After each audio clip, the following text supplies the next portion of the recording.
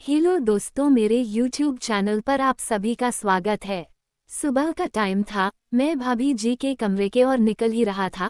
बात करने के लिए मैं उनके रूम में जा ही रहा था। अचानक से मैंने श्वेता भाभी को देखा। भाभी जस्ट बाथरूम से नहा के निकले ही थे, तभी मेरी नज़र मेरे भाभी के तरफ गई। भाभी बाथरूम से टॉवल में लिपट कर बाहर आ गई। रूम का दरवाजा भी खुला था। मुझे रहा नहीं गया, मैं भाभी की तरफ गहरी नजरों से देखता ही रह गया। भाभी अपने गीले गीले बाल सुखाने लगी। अचानक भाभी का टॉवल नीचे गिर गया। मैं शॉक हो गया। भाभी को पूरा का पूरा ओपन देख के मैं थोड़ा हड़बड़ आ गया। भाभी ने दरवाजे के तरफ देखा तो मैं वहां खड़ा था। भाभी ने जैसे ही मुझे देखा, भाभी बहुत घबराई हुई थी। भाभी ने नीचे गिरा हुआ टॉवल उठाया और अपने शरीर को ढकने लगी और जल्दी से रूम का दरवाजा बंद कर दिया। मैं भी थोड़ा सा घबरा गया। मैं भी अपने रूम के तरफ चला गया। मैं मन ही मन सोचने लगा, भाभी को ऐसी हालत में देखना अच्छा नहीं लगा होगा, इसलिए भाभी ने डर के मारे दरवाजा बंद कर दिया। मुझे डर लग रहा था कि भाभी मेरे बारे में भैया को कुछ बताएंगे तो नहीं। मुझे कुछ ठीक नहीं लग रहा था। मेरा कॉलेज का टाइम हो गया था, तो मैं कॉलेज के लिए निकल गया। मेरा कॉलेज में भी मन नहीं लग रहा था। कॉलेज में भी मैं अपने भाभी के बारे में ही सोचता रहा कि भाभी मुझसे बात करेगी या नहीं।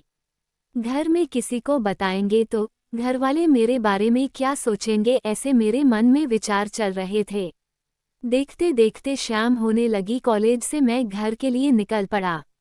मैंने ठान लिया कि मैं जैसे ही भाभी के सामने जाऊंगा वैसे ही भाभी से माफ़ी मांगूंगा। मैं घर पहुंच गया। मैं हाथ पैर धोकर फ्रेश हो गया। मैं भाभी को ढूंढ रहा था, लेकिन भाभी किचन में थी, खाना बना रही थी। मैं किचन की ओर जाने वाला ही था। किचन में मेरी माताजी भी थी, तो मैं उल्टे पाँव वापस आ गया। मैंने तय किया अब जाना अच्छा नहीं है। मैं अब भाभी के रूम में ही जाकर माफ़ी मांगूंगा। रात का समय हो गया, तकरीबन 9 बज गए। खाना खाने का समय हो गया। मैं, मेरी माँ, मेरे पिताजी और श्वेता भाभी खाना खाने के लिए बैठ गए। खाना खाते समय भाभी मेरे तरफ ही देख रही थी। तब मुझे भाभी से नजरें मिलाने में भी शर्म आती थी। सबका खाना हो गया। माँ पिताजी अपने रूम में चले गए। भाभी जी भी अपने रूम के तरफ जा ही रहे थे। तभी मेरे मन में विचार आया, भाभी से अभी माफ़ी मांग ही लेता हूँ करके। मैं भाभी के रूम के तरफ जाने लगा। मैंने भाभी का दरवाजा नॉक किया। भाभी ने अंदर से ही आवाज़ दिया, कौन है? मैंने बोला, भाभी मैं हूँ, सूरज हूँ।